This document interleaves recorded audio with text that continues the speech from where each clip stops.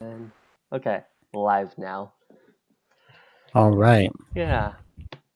So how are you doing right now?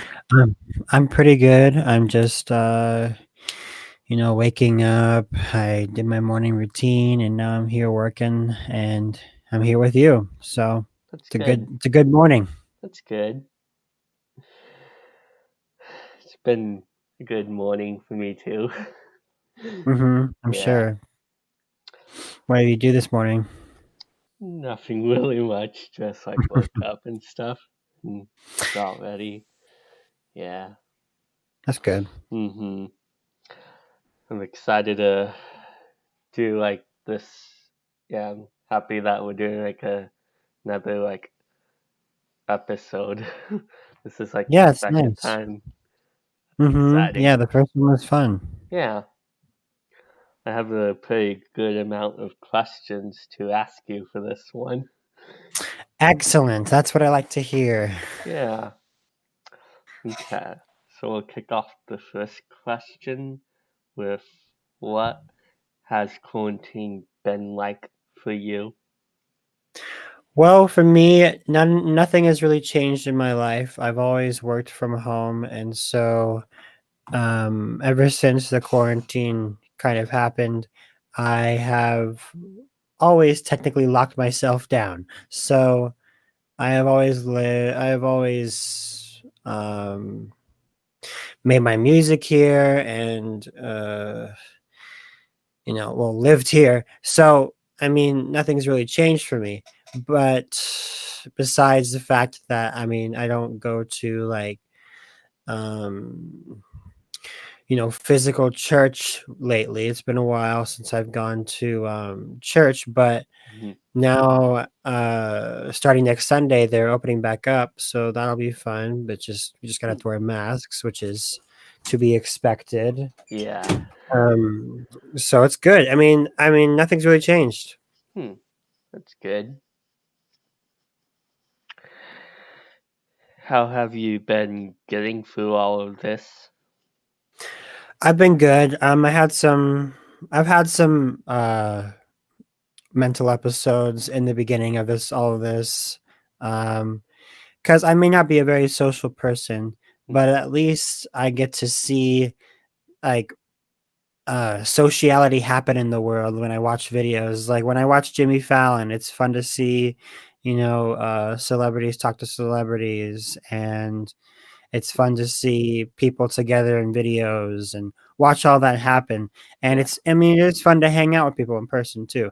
So I Hmm. have been doing less of that.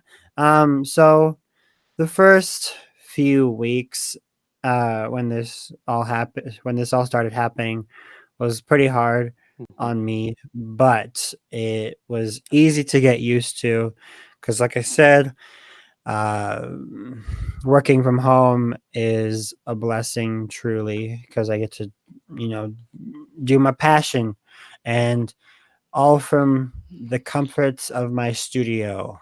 Hmm. It's good. Mhm.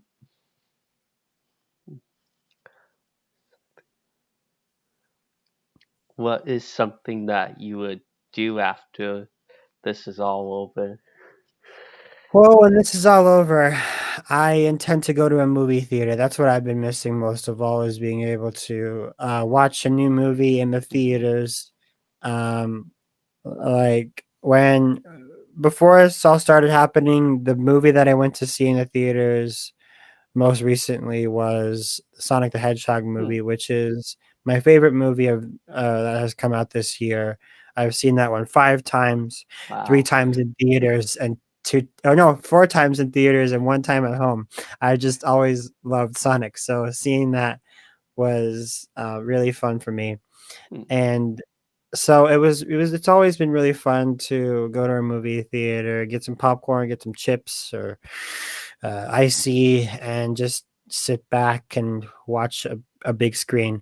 Yeah. But I do intend to I'm actually um recently I got a house under contract, a new house. I bought a house. Oh And wow. so I'm gonna be moving a lot later into the year, but I intend to make a little home theater out of my own studio because it's gonna be big enough to put a theater screen in there. So Hmm, I am going to uh, bring that experience back to my home. that's awesome. Mhm. I saw Sonic the Hedgehog 2 when the movie theaters were open before all this happened. Yeah, what did you think of it? It was good. I liked the movie and I liked the songs too. Yeah. Yeah, good music. Mhm. Did you hear that Disney is going to be releasing the live action Milan movie on the streaming service now? They like I made a had no decision. idea. That's Yeah. pretty interesting. I Mhm. mean, I would wait, but I guess if you want to make that quick buck, you got to release it sooner. So Mhm. makes sense. Yeah. It also sounds like that. They like also put out how many subscribers they have, and it sounds like they have like 60 million subscribers for Disney Plus. Huh, that doesn't make any sense. Wait, oh, okay. Oh, for a second I was like, oh, they made a new YouTube channel and they already got 16 million subscribers. That's incredible.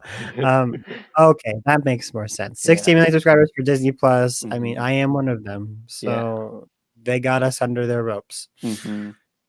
It also sounds like that they're gonna be like charging like $30 to watch the new Milan movie on Disney On Disney Plus. Plus, Yeah.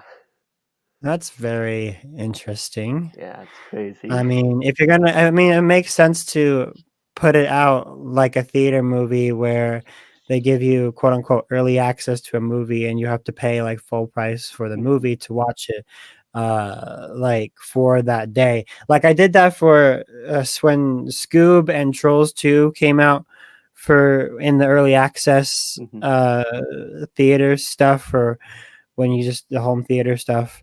It you could only purchase it for one day, which makes sense because I mean, with for theaters, you have to pay for a ticket and then you go Mhm. watch the movie once. So it's kind of like that. So, but it's just weird to hear that they be putting Mulan on Disney Plus and not on like any streaming services that would require you to buy a movie. Yeah.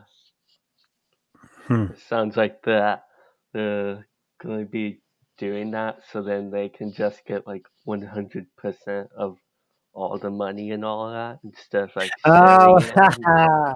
because it's their streaming service. Mhm.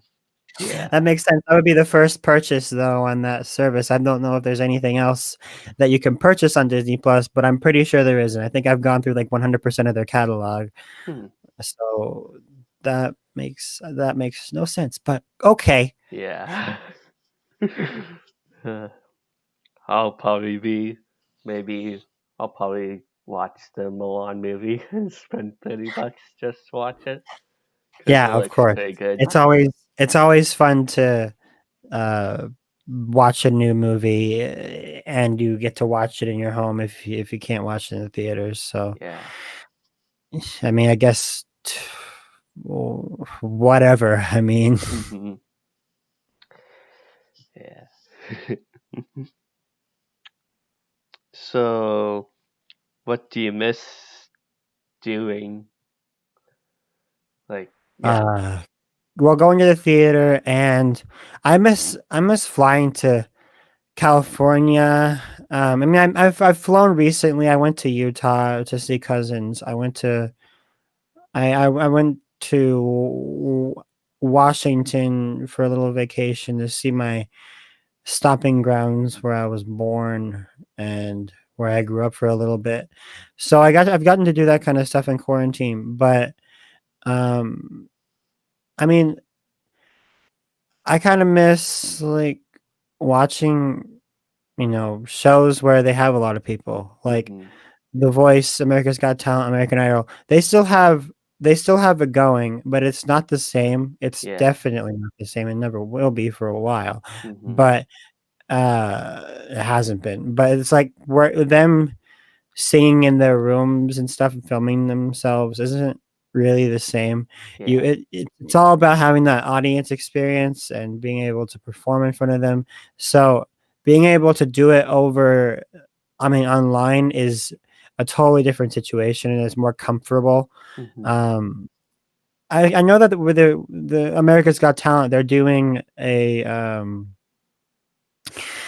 the auditions right now, and they're practicing the social distancing between judges, and Hmm. they just watched like this humongous screen of for auditions, which is Wow. pretty. It's pretty creative. It makes it look a little more entertaining when there's like a big stage and Mhm. everybody's separated into all that big space, and they use the big space in the best way possible. Um, but I'd much rather see like thousands of people in an audience react to a performer. Yeah. So that's something that I've always missed is big gatherings and TV shows and stuff. Mhm. Yeah. And they had to recently cancel.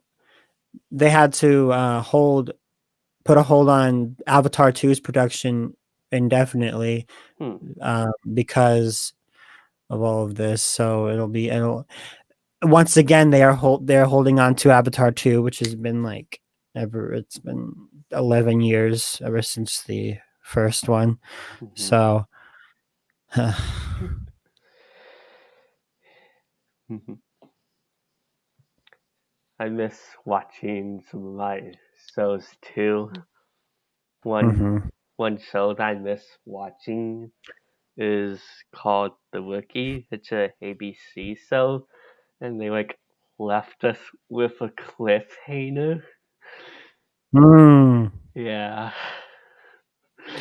So that's about us. So now I need to wait whenever they release the new season. A cliffhanger that they're gonna have to wait to produce. I mean, a new season that they're gonna have to wait to produce. That makes Yeah. sense. Hmm. It's gonna be nice when everything goes back to normal and this is all over. Well, Hmm. obviously, for sure. I mean, Yeah. they're working on things. Obviously, they're working all the time on stuff. Like that's a whole other discussion, really. Hmm. Yeah. What concert will you be seeing again after? The Yeah. concerts. See, that's another thing. Have been I've been recently talking with a tour manager on being able to tour Hmm. as CG5, and it was all before this happened. So we were talking about it. We were like we wanted to schedule things for summer, some shows in LA and Chicago. But we put a hold on that obviously. Hmm. And honestly, I've never really gone to many concerts. I think the first one I've ever gone to was something my cousin put on, but other than that, there was like I did it. I watched a a Jonas Brothers show when before they broke up the first time, Hmm. which was pretty cool. I can say I've been to a Jonas Brothers show. Wow. Um, but other than that, I have not been to many concerts. I do, however, plan on seeing Muse at some point in time. I really love their band and their bassist and is incredible. And Matthew Bellamy, the multi instrumentalist in the band, is crazy. And so I need to see that in person. There's a lot of things I need to do, Hmm. even apart from the fact. I mean, even without the quarantine, I never did. I've never really indulged in stuff like that. Hmm. So I do intend to, though. Okay. I also want to go to conventions again. I miss that Yeah. dearly. I should have said that in the beginning. I love seeing all my internet friends in person, like Hmm. Kathy Chan, DJ Smell, DA Games, all those people. They're my favorites, and we've always talked online, obviously, and from the very beginning. So our first get together back in 2018 was really awesome. There's just a cool thing about being able to see online friends in person. It's like you guys know your interests, you know Hmm. what you like, you know what you guys are going to do together, and it's always really fun to see them in person. So Yeah. we had the our there was a convention that we wanted to go to this year with all of us together that we go to every year, ever since 2018. It's called MomoCon, and that was Hmm. canceled this year. So obviously we're waiting till next year to do that again. But I miss that. Yeah. That sounds fun. Yeah, it's really fun. Hmm. What was it like when you hit 1 million subscribers? Oh, really awesome. The first time when I hit 100K, um, no, no, no, okay. I'm watching the video that I made back in my head with all the highlights. I I hit 20K subscribers like 2.5 years ago or so, and I remember I was crying during that. I was really excited. I was like, "This is just the beginning." I was thinking about all of the future endeavors that I had up my sleeve, and I was just bawling for like 2 minutes on a live stream too, so it was kind of embarrassing. But when I hit 100K and got that first silver plaque, Hmm. that was such a touching moment for me when I put that on stream too when I opened that plaque, and it was like one of the greatest days of my life, one of the greatest achievements of my life, and I was crying then. Hmm. But then I hit 1 million, and really I had a little freak out, and Yeah. um, but I didn't cry this time because I've kind of gotten used to all of the success happening in my life, and Hmm. I've worked on music for so long, and it was only a matter of time until we started getting somewhere with the channel. I started getting somewhere with the channel, and I've been working professionally on my YouTube channel for 3 years now, Wow. and so it's not really amazing to me when I hit that. It wasn't really amazing to me when I hit that milestone, but it was still. I mean, it sure is something to gloat about. I mean, I hit 1 million Hmm. subscribers. I got that huge plaque. That was awesome for sure. Hmm. That getting that plaque in the mail and opening it up and putting it on the wall. It's very aesthetically pleasing next to my TV. Um, but I was obviously happy and obviously grateful, and I had a speech prepared for the whole thing. I had a stream where I gave that speech and people loved it, Hmm. and I have always loved doing making music for a career. It's always been baffling, and I am surprised every time. Hmm. That's cool. Hmm.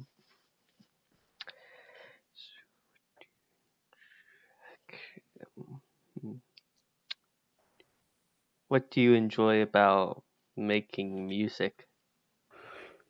You know what I enjoy about making music is when I'm in it's hard sometimes to come up with a cool idea for a song Hmm. um in the beginning process, but once you find something and once I find something that I really like, I just go ham on that. I work really hard on that idea until it's a song, and so whenever I come up with an idea, it's so redeeming. But before that idea happens, it kind of stresses me out a little bit.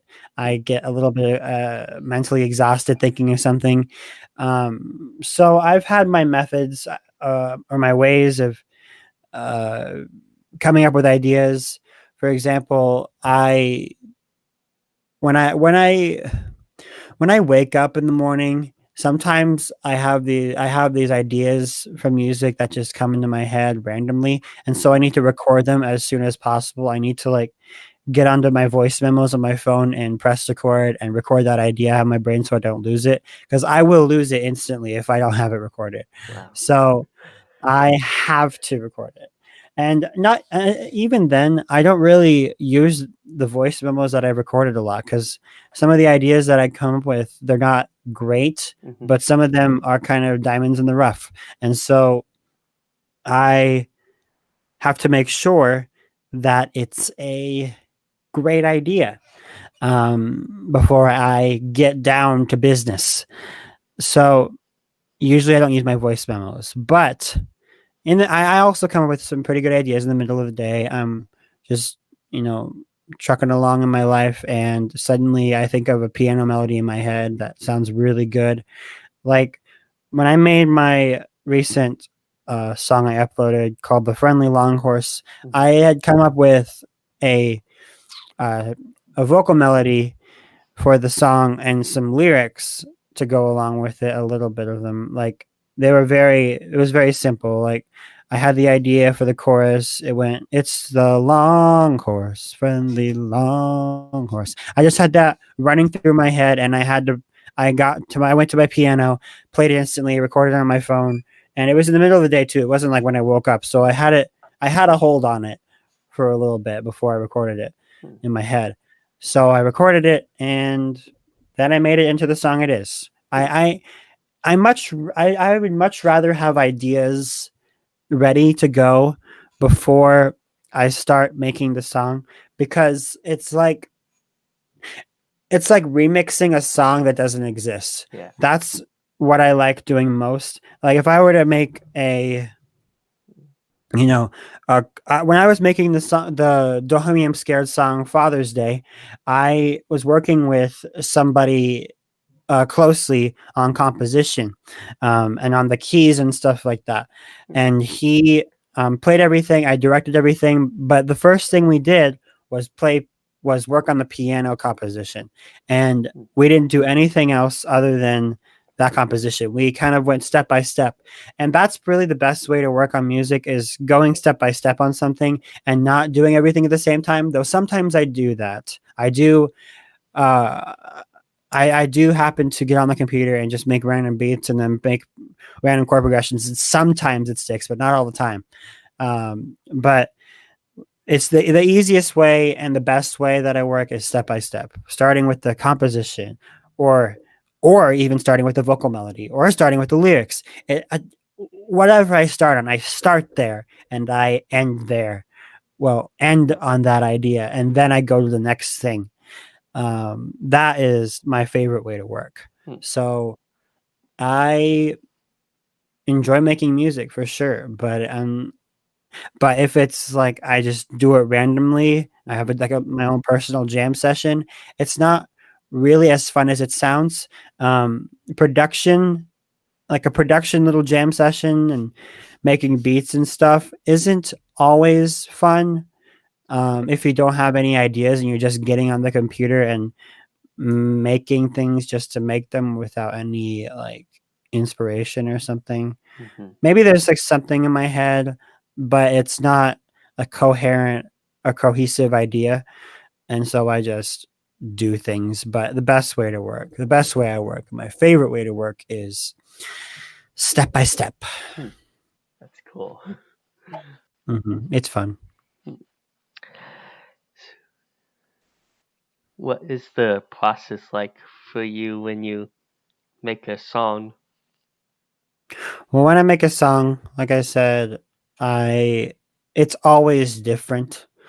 Like I said, the best way that I work is step by step, but I it's always different. Like when I was making my Duolingo song Push, I really just went into it thinking about the character and telling myself, okay, this is gonna be kind of Spanish, because I want the song to be kind of Spanish and Latin genre, Latin rock kind of thing, Mm-hmm. because it's a bird that speaks a bunch of languages, and I like to think that he threatened people in Spanish. So used Spanish as a I used Spanish music as an idea, and I just started playing chords randomly on my piano and made a chord progression that I just stuck with the entire time. And the way I made that song was very different than the step by step path I like to go on. It's literally always different. It's never the same like working process ever on any song. Find a Way, my biggest meme song about Uganda Knuckles, has about 40 million views, and that song Wow. took about uh about an hour to make. Literally an hour. I had a chord progression randomly in my head, and I was like, okay, let's make Uganda Knuckles song. And so I ba ba ba ba da ba ba da, and you show me the way. It was the easiest lyrics I've ever written in my life. I didn't even write them down. I just sang them. I just I thought of this. I was watching this random video. It Mhm. was like a recording of this guy at this convention called Magfest wearing a Ugandan Knuckles cosplay costume. And he walked up to a camera and he was like, I do not know the way. You must show me the way. We must find the way. And so I used that as a structural, I mean, as an idea. Mhm. And I used that for my lyrics. And I had those words on mind. I put a vocal melody to them. I made a chord progression, made the whole instrumental, made the recorded all the vocals, recorded the harmonies, recorded the layers, and piece by piece, in a whole hour, I finished the song. 1 hour, 40 million views. It's it's always different. Some songs take like a year and a half. Yeah. Like Father's Day took so long, and that's not even like a really popular song, but just in general, I mean, I didn't expect it to do, I mean, as well as it did. Even then, I just knew, okay, I'm gonna make a Dohemy I'm Scared song because people are asking for it. And then I made that Cartoon Cat song, which is like my biggest video on YouTube right now Mhm. on my channel. It's got 9 million views in a month, and Wow. I made that song in 3 days. So it's it's always different. My brain is full of crap, and I love it. That's awesome. What advice would you give to someone who wants to make music? My advice would be, everybody always asks me this. Everybody always asks me for advice, and I'm obviously not condescending this question, but like everybody on people, like a lot of people, like through in my streams where I'm not like ready to answer the question, Mhm. and I'm just like playing games randomly. Just somebody says, "What is your advice on making music?" I'm like, I can't give that to you right now. I'm playing Destiny 2 on stream. It's just ask me that later, or just wait for somebody to ask me that on a podcast. So here I am answering the question properly. I would say, don't worry about copying someone else. That is probably the biggest worry for someone, is it can be, at least. My one of my best friends, Marshall's biggest worries, he goes by Dalvando on YouTube. He like he always has a problem with worrying about copying somebody's music and copying their chord progression and copying their style, and he just wants to be his own artist. And I mean, I tell him, it's not everyone has similarities. Every artist has a similarity. Like I could say that, Panic at the Disco sounds a little bit like Fall Out Boy Mhm. sometimes, and that's true. And where Muse sounds like Panic at the Disco, everybody sounds like each other in some way. And sometimes people are offended by that. People Yeah. are offended that somebody says that they sound like somebody, and I don't get it, really. Mhm. I don't understand why somebody would think that having similarities to somebody so great at making music is insulting to them. Like they should be really flattered. Yeah. Honestly, I when I listen to music, I'm listening to somebody's song that isn't super popular or something that is underrated. I like to hear similarities, and that makes me want to stick around and listen to the song. I love music that kind of has similarities to, Queen or Journey or, any of the classic artists Mhm. that have made a big impact on our generation of music in every way. And the reason that people say that they make an impact is because it's great to listen to. Yeah. It makes an impact on our ears. Like, wow, this is amazing ear candy. We want to hear more songs like this stuff. we miss the generation of the 80s music where there's music is nothing like that anymore. People always say that music is nothing like the 80s, but honestly, they just don't listen to music enough. But really, everyone wants to bring back something into music, and Yeah. I love that. I have so much inspiration when I'm working on my music. I'm making a song right now, actually, in the middle of something that is very 21 Pilots and Panic at the Disco inspired. I like to Ooh. combine artists. It's my favorite thing to do, really. I it really makes a new style every time. I never try to stick with one genre or something. I never try to make all my songs sound the same. It's like it really is my biggest fear. Hmm. Is not my biggest fear, but it is a fear to um, have one of my songs sounds the same as another song I make. But really, it's gonna happen, and I just Yeah. gotta get over that because I made my Luigi's Mansion song "Phantom Dancing," and it sounds a lot like "Let Me Through," just the chord progression though. It's not really that obvious, but it's just like a little nitpick that I have in my brain, and sometimes it nags me a little bit, but really not that much at all. So don't worry about sounding like somebody else because that is you don't copy. I mean, don't plagiarize, really. I mean, if you listen to a song and you want to make a song that's similar to that style, then great. But don't like cover it and make it your own or something like that. Mm-hmm. Don't remake "Stay" by Zed and then call it "Go" or whatever. All you have to do is go an hour or something like that. It's just something really weird. But don't worry about being a copycat unless that is your true intention because you're always going to sound like somebody. Yeah. Just keep working on your own style, on your own originality, because colliding similarities in genres and artists can make something amazing. It can make your own little style.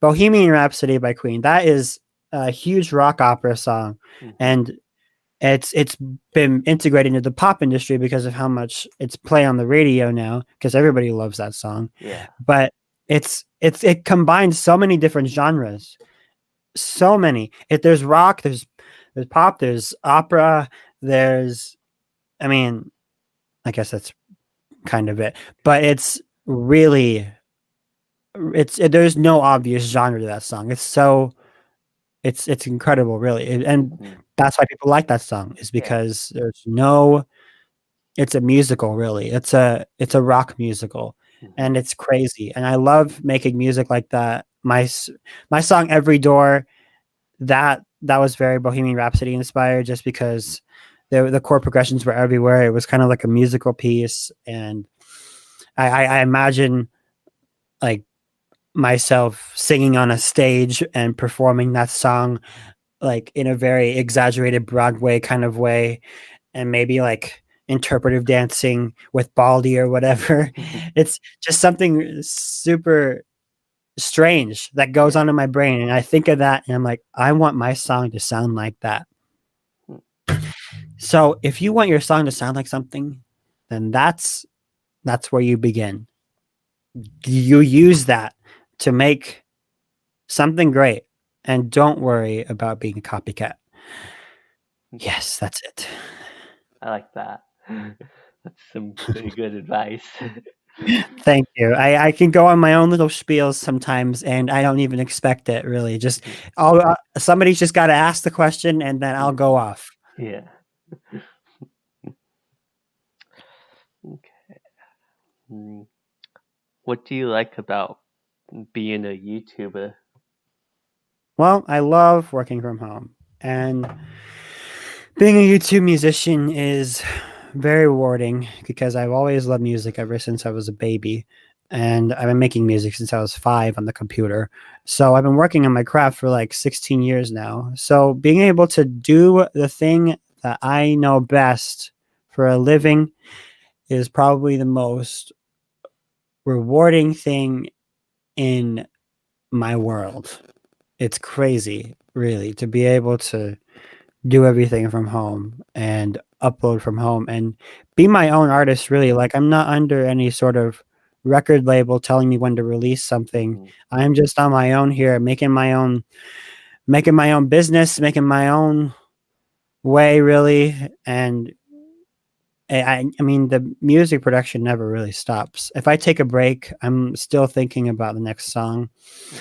I I get burnt out easily sometimes, Yeah. but that just comes with the job. I mean, everyone wakes up every day, gets up, gets ready, goes to work at their job, and then comes back home, and then the next day they do it all again after their good night's rest. It's every day can be the same, and that's okay. Mhm. Nothing has to change all the time, Yeah. though. You should always embrace change in your life. Not everything's going to be different every day, but and not even for me too. I Every day can be the same for me sometimes. It's Well, most of the time, really. It can be difficult, Mm. but it's just something that you live with. It's something that you it's something that you live with. It's something that you continue your life going on with and just waiting for the next step um in your life because I know that there's going to be change Mhm. and like things are going to change in my life, things are going to change in the world and I will embrace that. It's just about being patient. Yeah. And I have embraced patience and peace in my soul. And so because of that, I may have bad days, but the good days always prevail. Hmm. Good. Mhm. Mhm. What is one thing that you don't like about being a YouTuber? One thing I don't like about being a content creator, it's such a pretentious term, content creator, YouTuber, is uh, having to if I want to make the money that I make now, if I want to continue making that income, if I want to keep growing it, Mhm. my whole business here, I gotta keep on making the things that people really want. It may all be my own original work, but when there's like a tag like FNAF on it, Five Nights at Freddy's, Mhm. people go crazy for that. People go watch it like crazy and gives the video so many views. Yeah. It's been about a year now, since a year and a half since my last Five Nights at Freddy's song, and Mm. people are continuously asking for it. And I'm like, I got you back, you guys. I'm making it. So just be patient and shut your mouths. But it continues. It never ends, and it's very it's a big nitpick that I have sometimes, but I live with it because I'm not going to be the guy that complains constantly about things. Because if I do that, there's no reward. There's just sadness and depression, and I just go with it because the next thing that happens. I mean, because it's still fun to make that music. Of course, it Mhm. is, and I'm fortunate enough to you know at least make music in general, and for a living. And but sometimes it can be a little nitpicky if somebody's asking for something constantly. And I'm like, chill, I'm gonna do it. Mm. Just just wait. And then they have to be patient. It's like Yeah. I can't daily upload music. Mhm. That's not something that I do, and I'm never going to do. Because if I upload music daily, music on YouTube has a lot of replay value, so people go back to it and listen to it. Mhm. Like, well, you can't always do that with YouTube videos. Like, I mean, that aren't music based. Like, if it's like a comedy based video, if it's a gaming video, Mhm. um, you're gonna watch it and then you're not gonna go back to it again Yeah. because you've watched it once. It's like watching an episode of a show. The episode is done, so you don't have to watch it anymore, or you can just wait for a while to watch it again. Mhm. You're not going to do that with music. You're going to listen to it over and over again if you really, really like it. Yeah. That's the great thing about music is that it keeps its replay value all the time. And so the views on my channel are crazier than the subscribers. The ratio from subscribers to views is really, really big. Like, no, not big, really small. Sorry, Mhm. really, really, really small. It's kind of like PewDiePie, where he has the 100 million subscribers, but he Yeah. has billions and billions and billions of views. Mhm. And I'm over here like 1 million subscribers, and I think the last time I checked, it's at about like 365 million views or something on Wow. the whole channel. All those views accumulated. It's all about the views, really, Yeah. and yeah, passion comes into it, really. I mean, making that music and making sure it's good. I am I am not trying to leech off of views, but it is definitely something that you kind of have to do sometimes, Mhm. um, so that you can keep your business. And the Yeah. things I'm doing really recently are things that people suggest, and that's what I've always done, is things that people really want, and that really is the most rewarding thing for me, is being able to provide what somebody has suggested, um, and getting success off of that later on. But it can be very nagging if they keep asking for the same thing over and over again. But it's okay. It's Yeah. fine. They're kids. Most of them are children, and Mhm. that's okay.